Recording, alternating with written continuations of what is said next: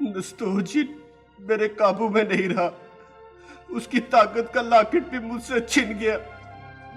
सामरी के दरबार से मुझे दोबारा निकलना पड़ा।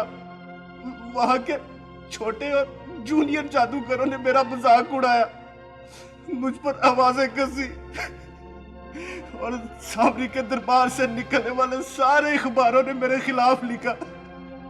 मेरी बड़ी बदनामी हुई, मैं बहुत जलील हुआ। इस जलालत के बाद मुझे मर जाना चाहिए। हामून, तू फिक्र ना कर। जहाँ नस्तूरदीन जिन रहता है ना, मैं उस घर में भेष बदल कर जाऊंगी और किसी दूसरे पर जादू चलाऊंगी, मगर तेरे लिए लॉकेट लेकर ही आऊंगी। जा जा लॉकेट लेकर आ। शैतान तुझे अपनी पनाह में रखे और पर अपने का साया तुझ पर हमेशा कायम रहे। बिल बतौड़ी नासा चोरी जा। सुबह से भूखा था, शुक्र है मैं भूखा ही नहीं मर गया। अब मुझे जाकर कुछ खाना वगैरह खा लेना चाहिए।